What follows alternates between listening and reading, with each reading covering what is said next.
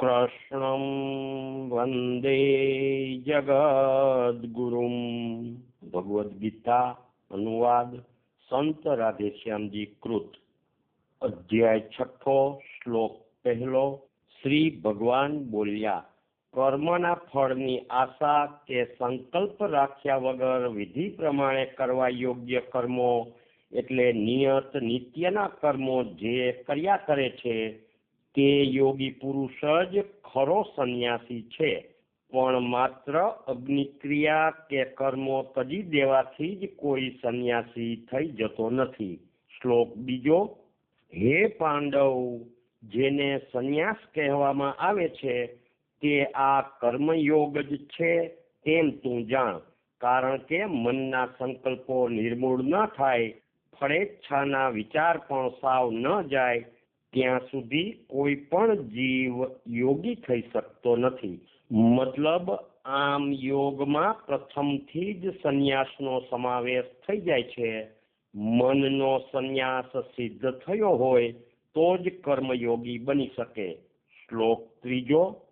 આ યોગની સ્થિતિ પામવા માટે પ્રથમ તેના સાધન વિહિત કર્મો જ છે, અને આ યોગમાં જે સિદ્ધ થયો છે તેને માટે પછી કર્મથી શાંત થઈ જવું એટલે નિવૃત્ત થઈ જવું એ જ એનું પરમ પદ માટે સાધન છે। મતલબ આવા યોગીએ કેવળ નિવૃત્તિપરાયણ એક પરમાત્માના લક્ષ્ય ધ્યાનથી રહેવું તે જ તેનું સાધન। યમ નિયમાદિ પાળે, ધ્યાનાદિ કરે તે નિવૃત્તિ કર્મ। શ્લોક 4। ભોગ પદાર્થોમાં કે કર્મની પ્રવૃત્તિમાં જેનું ચિત્ત ચોંટતું નથી તેમ તે બાબતમાં કોઈ પણ સંકલ્પ ઉઠતા નથી તેને યોગારૂઢ કહે છે, એટલે સિદ્ધ યોગી કહે છે। શ્લોક 5। જીવાત્માએ પોતાની મેળે જ પોતાને ઊંચો કરવાનો છે, એટલે કે સામી વ્યક્તિ કે સંજોગ ગમે તેવા હોય પણ પોતે પોતાના રૂપમાં ધર્મમાં વર્તવું જોઈએ। પોતાને પોતાથી નીચો ન પાડવો, એટલે પોતાના સ્વરૂપને ન ઘટે તેવું હલકું વર્તન ન કરવું। આમ પોતે જ પોતાનો મિત્ર અને પોતે જ પોતાનો શત્રુ છે। શ્લોક 6। જેણે પોતાથી જ આપપણું જીત્યું છે એટલે હું પણ જીત્યું છે તેનો આત્મા તેના મિત્ર તરીકે થઈ રહે છે, અને જેણે પોતાપણાને જીત્યું નથી તે પોતે જ પોતાનો શત્રુ થઈને વર્તે છે। શ્લોક 7। જેણે આમ પોતાના આપને અહમપણાને જીતેલું છે તેની બધી ચિત્ત વૃત્તિઓ સમી જાય છે। આત્મારૂપ પ્રભુ તો તેને પાસે જ છે। આવા પુરુષને ટાઢું તાંતું, સુખ દુઃખ, માન અપમાન સરખા જ છે। શ્લોક 8। આમ બ્રહ્મ જ્ઞાન અને તેના અનુભવથી એટલે પ્રતીતિથી જે આત્મામાં જ સંતોષવાળો છે, એટલે પોતામાં જ સંતોષવાળો છે, જેને અચળ સમસ્થિતિ પ્રાપ્ત થઈ છે, જેને સોનું, પથ્થર ને માટીનું ઢેફું સમાન છે, એવો અડગ એટલે કુટસ્થ જીતેન્દ્રિય પુરુષ સિદ્ધ યોગી કહેવાય છે। શ્લોક 9। સગા, સ્નેહી, મિત્ર કે શત્રુ, ઉદાસી, તટસ્થ કે વિરોધી, સજ્જનો કે દુર્જનો તરફ પણ જેનો યથા યોગ્ય સમદ્રષ્ટિવાળો ભાવ રહે છે તે યોગી સૌથી ચડી જાય છે। શ્લોક 10। સાધક યોગીએ હંમેશા એકાંતવાસમાં યોગાભ્યાસ કરવો। આ માટે એકલા રહીને ચિત્તને પોતાના લક્ષ્યમાં એકાગ્ર કરવું।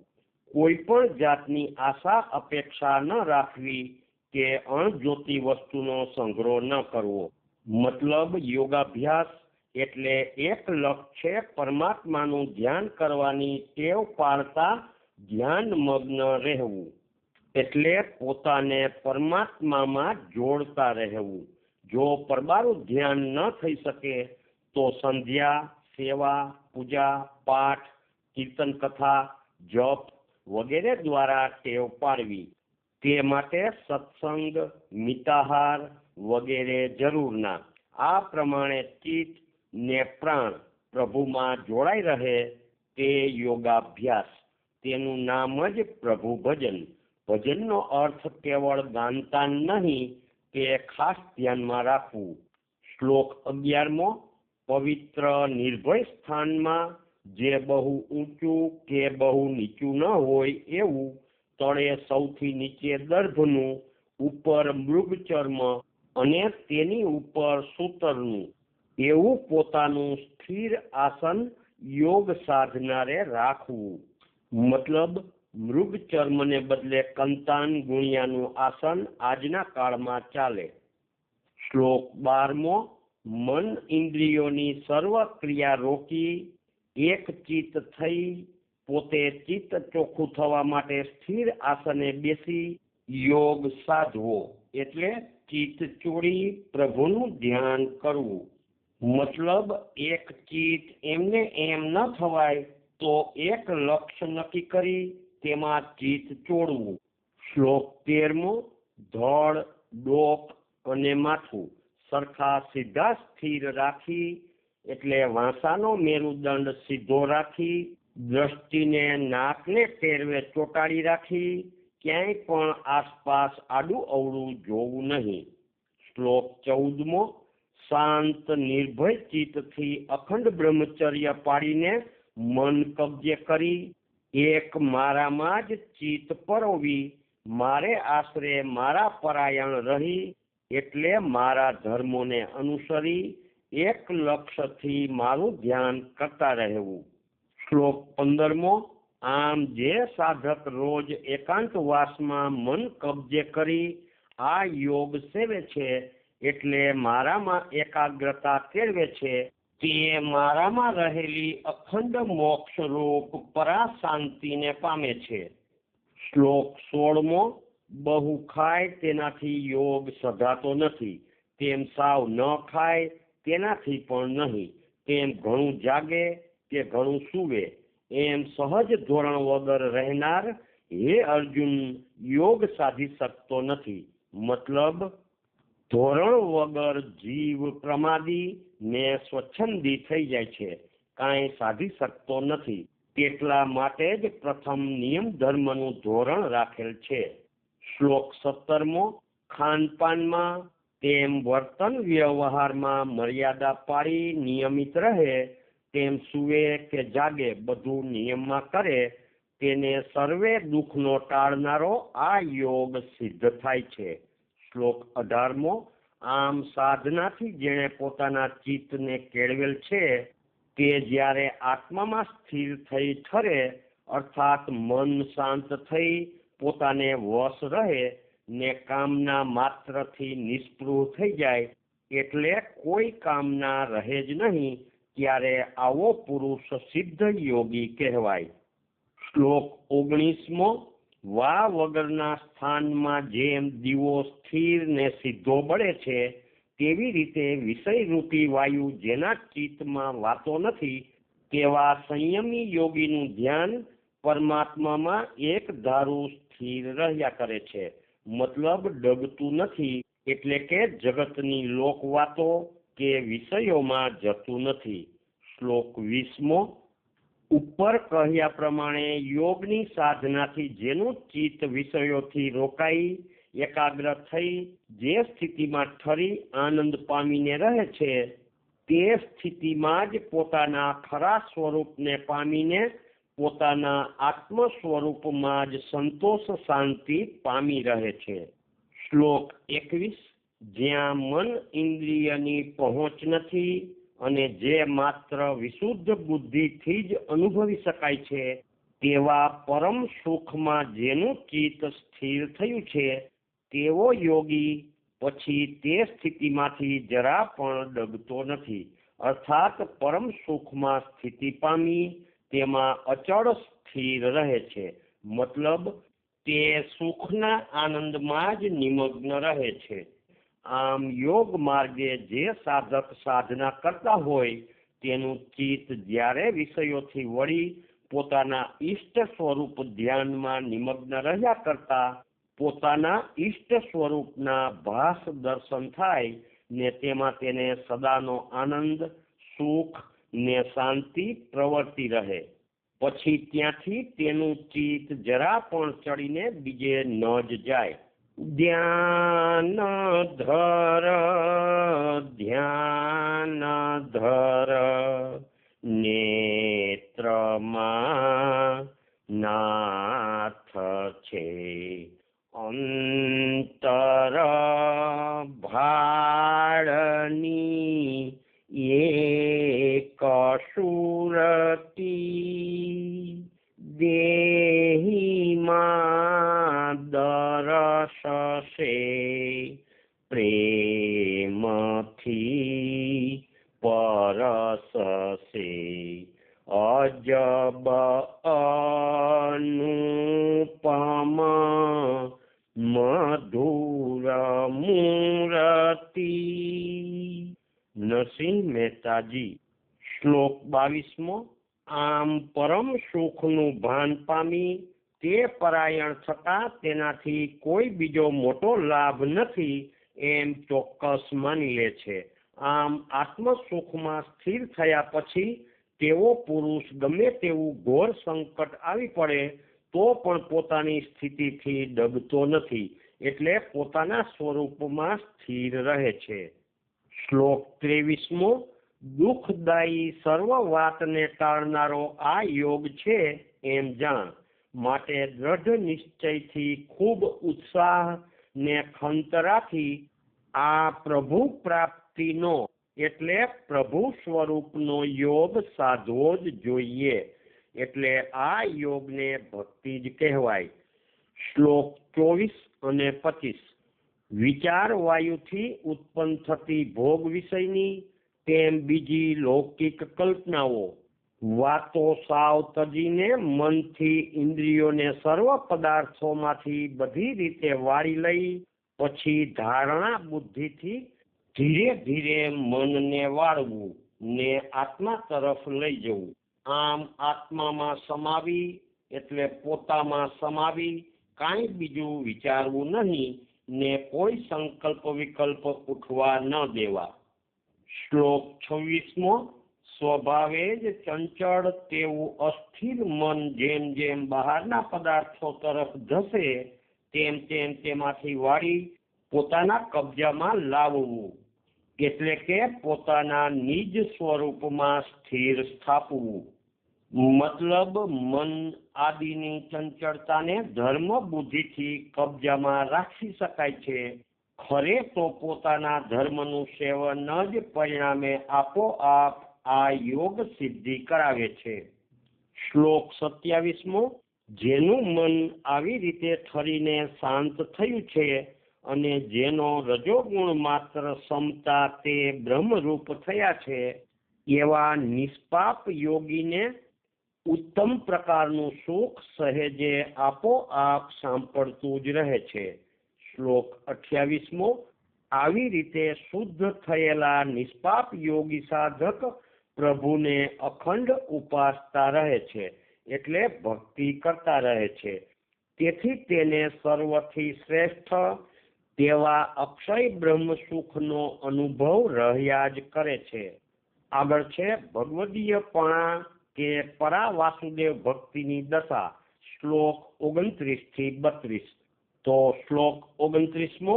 આ રીતે પરમાત્માના ધ્યાનથી સિદ્ધ થયેલા મહાત્મા યોગી પછી તો સર્વ ભૂતોમાં ભૂત પ્રાણીમાં રહેલા એક જ ચૈતન્ય આત્મા રૂપ પોતાને જુએ છે, તેમજ સર્વ ભૂત પ્રાણીને પણ પોતામાં જ જુએ છે.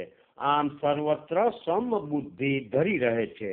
મતલબ આવા મહાત્માને કોઈ મારું કે પરાયું, વેરી કે વહાલું રહેતું નથી.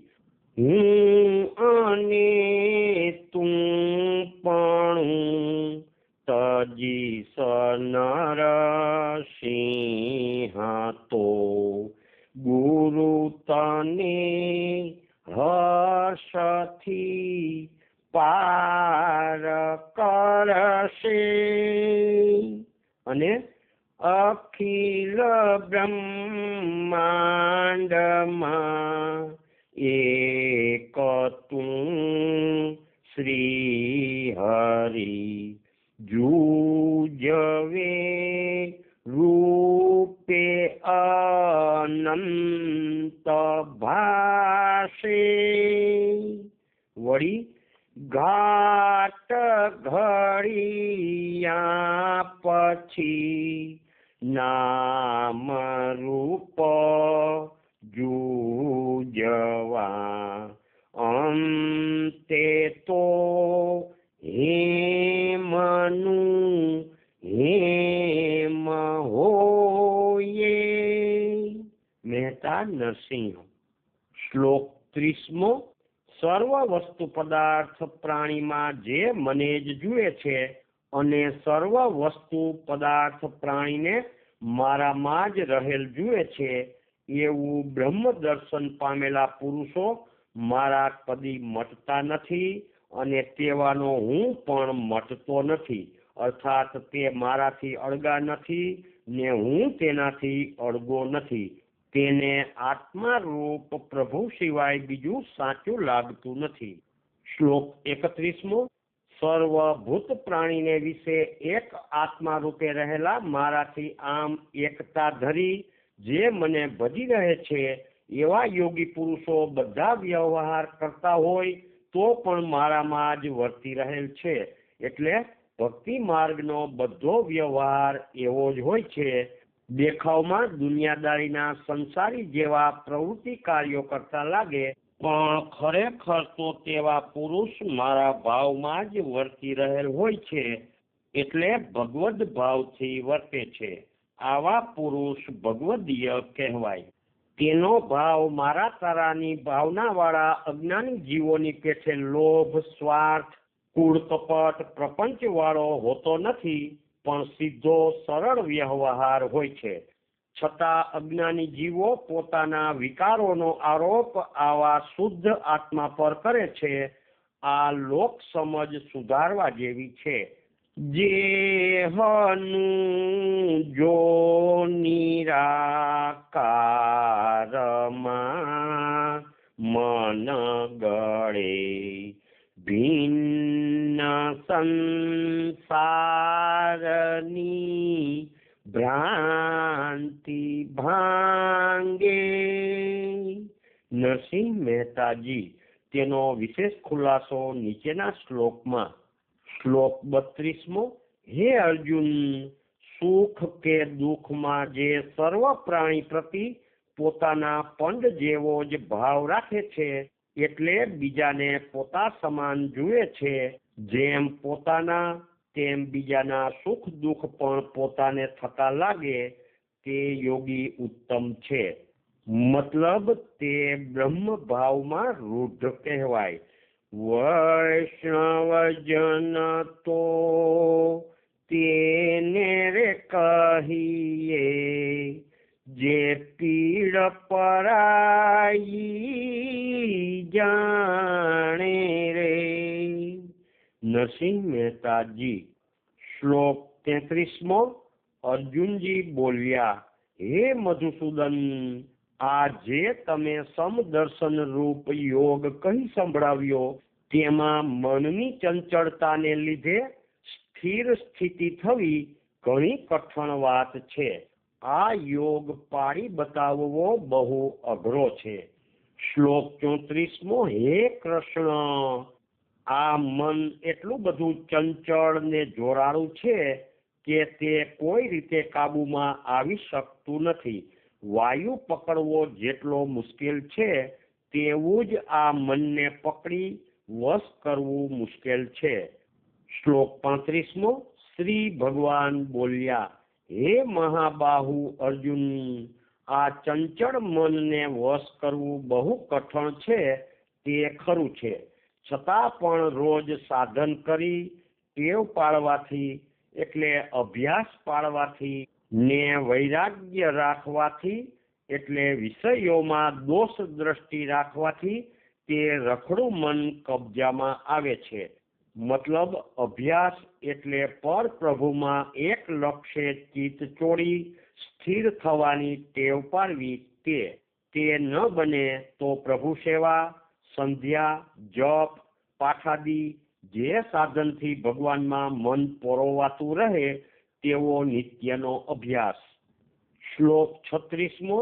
મન જેને વશ નથી થતું તે આ યોગ પામી શકે નહીં, પણ જેણે પોતાના મનને વશ કર્યું છે તે સાધન કરતા કરતા પુરુષાર્થથી આ સમદર્શન રૂપ યોગ ચોક્કસ પામી શકે છે. મતલબ આ અધ્યાયમાં યોગ એટલે આત્મા રૂપ ભગવાનમાં એક લક્ષ્યથી જોડાવું, તે માટે મન વશ કરવું એટલે બીજા બધા પદાર્થો સંબંધોથી વાળી કેવળ આત્મા રૂપ ભગવાનમાં પરોવતા રહેવું. આનું નામ ઈશ્વર પ્રણિધાન. શ્લોક 37મો. અર્જુનજી બોલ્યા, આ સમદર્શન રૂપી સમાધિ યોગને સાધવા પૂરેપૂરી શ્રદ્ધાવાળો હોય પણ સિદ્ધ ન થતા અધવચ પોતાના યોગ માર્ગથી ચલિત થઈ જાય, આથી પૂરી સિદ્ધિને ન પામે તો હે કૃષ્ણ તેની શું ગતિ થાય? શ્લોક 38મો. શું તે વિખરાયેલા વાદળાની પેઠે બંને પુરુષાર્થથી ભ્રષ્ટ થઈ જાય છે? એટલે આ લોકનો ભોગ ને પરલોકનો મોક્ષ બંને ખોઈ બેસે છે? કોઈ પણ સ્થિતિ વગરનો ઈશ્વર પ્રાપ્તિના માર્ગમાં ભૂલો પડી બધું ખુવે છે કે શું? શ્લોક 39મો. હે કૃષ્ણ, આ મારી શંકા મૂળથી ટાળો, કારણ કે આ શંકાનું ખુલાસાવાર નિવારણ કરવા વાળા આપ જેવા કોઈ હું દેખતો નથી. શ્લોક 40મો. શ્રી ભગવાન બોલ્યા, હે પાર્થ, અહીંનું કે પરલોકનું તે કાંઈ ખોતો નથી. મોક્ષને માર્ગે પડેલા જીવાત્માની કોઈ દુર્ગતિ થતી નથી. શ્લોક 41મો. આવો યોગ ભ્રષ્ટ પુરુષ પુણ્યશાળી જીવાત્માઓને રહેવાના ઊંચા લોકમાં ઘણો કાળ વસી સમય આવે પવિત્ર તેજસ્વી ઉજળા કુળમાં જન્મે છે, એટલે શ્રીવાળા કુળમાં જન્મે છે. શ્લોક 42. કાં તો ભક્તિવાળા ઈશ્વર પરાયણ મોક્ષ માર્ગી બુદ્ધિમાન કુળમાં જન્મ લે છે. હે પાર્થ, આવો જન્મ આ લોકને વિશે મળવો ઘણો મોંઘો છે. શ્લોક 43. પૂર્વ જન્મમાં સંપાદન કરેલી સદબુદ્ધિ આ બીજા જન્મમાં સાંપડી રહે છે, પછી તે પોતાની મેળે જ ફરી સિદ્ધ થવા હે પાર્થ સાધનામાં પ્રયત્નપૂર્વક લાગ્યો રહે છે. શ્લોક 44મો. અગાઉના જન્મમાં પડેલા સંસ્કારના વેગથી આપોઆપ જ પછીના જન્મમાં સાધના કરવા માંડે છે, એટલે ઉપાસના કરવા માંડે છે. હજુ સમાધિ યોગનો ભગવદ પ્રાપ્તિનો ઈચ્છુક હોય એટલે જિજ્ઞાસુ હોય તો પણ તે વેદ એટલે શબ્દ બ્રહ્મના વિધિ નિષેધના માર્ગને વટીને પર જાય છે. મતલબ આવા પુરુષને ઈશ્વર ભજન સિવાય કર્મકાંડની જાળ રહેતી નથી. સમદર્શન રૂપી યોગ સિદ્ધ થયા પહેલા પણ ઈશ્વર કૃપા થતા યોગ ભ્રષ્ટ જીવ આમ કર્મજાળથી મુક્ત થઈ શકે છે, એવો ભાવ આ શ્લોકમાંથી નીકળે છે. શ્લોક 45મો. આગળ સાધના કરતા દ્રઢ ઉપાસનાથી તેવો સાધક પૂરેપૂરો નિષ્પાપ થઈ શુદ્ધ થાય છે. આવી રીતે ક્રમે ક્રમે ઘણા જન્મે સિદ્ધ થયેલો યોગી અંતે પ્રભુના પરમધામને પામે છે. શ્લોક 46મો. આમ સમદ્રષ્ટિ વાળો યોગી તપસ્વીથી ચડી જાય છે અને જ્ઞાનીથી પણ વધી જાય છે તથા કર્મકાંડીઓથી પણ ઊંચો છે. માટે હે અર્જુન, તું આવી સમદ્રષ્ટિ રૂપી યોગ બુદ્ધિ વાળો થા. શ્લોક 47મો. આ સર્વ પ્રકારના યોગોમાંથી જે કોઈ મારામાં જીવ જોડીને શ્રદ્ધા ભક્તિ વડે મને સેવે છે તે મારો ભક્ત સર્વશ્રેષ્ઠ યોગી છે. આવો યોગી પરમ ભાગવત કહેવાય. ઓમ તત્સત. વેદાંત શાસ્ત્રની એટલે તત્વજ્ઞાનની ગાથા શ્રી કૃષ્ણ ભગવાને ગાઈ તેમાં બ્રહ્મ વિદ્યાના યોગ શાસન વર્ણન માહેના શ્રી કૃષ્ણાર્જુન સંવાદનો ધ્યાન અભ્યાસ યોગ નામનો 6થો અધ્યાય પૂરો. શ્રી કૃષ્ણાર્પણમસ્તુ, શ્રી કૃષ્ણાર્પણમસ્તુ, શ્રી કૃષ્ણાર્પણમસ્તુ. 6થા અધ્યાયનો સાર છે કર્મયોગ તે જ ખરો સંન્યાસ છે, કારણ કે મનનો સંન્યાસ પાક્કો થયા વગર, ફળ ઈચ્છાના સંકલ્પ મૂળે સમ્યા વગર સાચા કર્મયોગી પણ થવાતું નથી. આમ સાચો કર્મયોગી થાય તે સંન્યાસી થઈ જ ચૂક્યો. જીવે ઊંચા જવું કે નીચા પડવું તે પોતાના હાથમાં જ છે. પર પ્રભુ પામવા એકાંતમાં ધ્યાન અભ્યાસ કેળવવો, પરિણામે સર્વત્ર સમદર્શન કે ભગવદીયપણું પ્રાપ્ત થવાથી પ્રભુ પ્રાપ્તિ થાય. પણ તે માટે વૈરાગ ને નિત્યનો અભ્યાસ બહુ જરૂરના. અધૂરો યોગ રહે તો પુણ્યવંતોના લોકમાં રહી ફરી સારે ઘેર જન્મી યોગ પૂરો કરી પરમ પદને પામે, પણ દુર્ગતિ કદી ન થાય. આવા યોગીમાં પણ જે પ્રભુમાં જીવ જોડી શ્રદ્ધા ભક્તિ વડે પ્રભુને સેવી રહે છે તે સર્વ યોગીમાં શ્રેષ્ઠ છે. અત્યાર સુધી આ અધ્યાયમાં બ્રહ્મ ભાવની વાત કરી. આવા બ્રહ્મનિષ્ઠમાંથી પણ જે પ્રભુને ભજે તેને શ્રેષ્ઠ યોગી કહી પોતાને ભજનારા માટે ભગવાન હવે પોતાનું સ્વરૂપ આગળ એટલે 7મા અધ્યાયથી ઓળખાવે છે. શ્રી કૃષ્ણચંદ્ર દેવ કી જય, દ્વારિકાધીશ કી જય, રણછોડરાય કી જય, નરસિંહરામ મહારાજ કી જય, સદગુરુદેવ કી જય. રાધે શ્યામ, રાધે શ્યામ.